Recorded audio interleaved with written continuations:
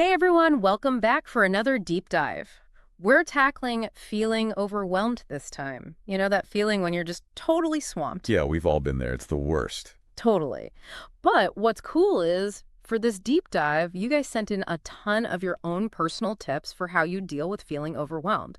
So we're diving into that gold mine of wisdom today. Love it. It's like crowdsourcing calm. Exactly. And there's some seriously practical stuff here. Like the first one that jumped out at me was this idea of breaking down the mountain. Oh, yeah, that's a good one. Right. It's so simple, but it really works, right? Instead of looking at this massive task like, say, cleaning your whole house, you just focus on one small piece. Totally. It's like, don't think about cleaning the whole kitchen. Just focus on unloading the dishwasher. You get that one thing done, you feel good, and you've got some momentum. It's like tricking your brain into, like, not freaking out Yeah, because that big picture can be so paralyzing. for sure. And there are actually, like, techniques for this. Have you heard of the Pomodoro technique? Yeah, isn't that where you set a timer for 25 minutes, work on something, then take a break? Exactly. It's like that, but you can apply it to bigger tasks, too. Break it down into those 25-minute chunks. Or think about the Eisenhower matrix. What's that one again? So it's basically a way of categorizing your tasks. Yeah. You've got urgent and not urgent on one axis, and then important and not important on the other. Helps you prioritize what really needs to get done now. Okay, I love that. So we've broken down our to-do list, but what about all those other commitments we have? Saying yes to everything is a recipe for overwhelm, right? So how do we get better at saying no? Oof. This is the hardest one for me, honestly. I'm such a people pleaser. Me too.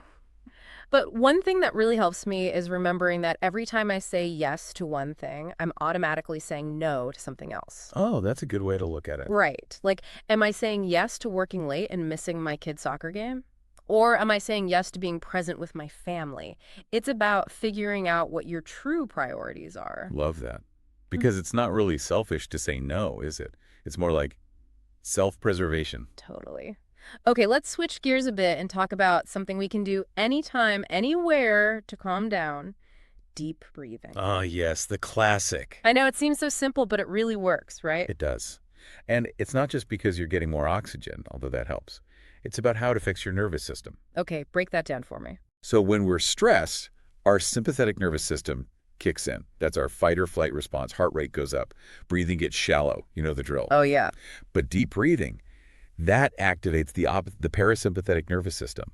And that's what calms everything down. Wow, it's like a secret weapon. It really is. And the best part is it's free and you can do it anywhere. Give us the quick how-to. Okay, so one of the simplest ways is to breathe in for a count of 4, hold for 4, and exhale for 4. Let's actually try it together right now. Ready? I'm in. In for 4. 2, 3, 4. Hold. 2, 3, 4. And exhale.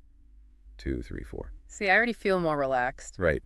Amazing what a few deep breaths can do. Seriously.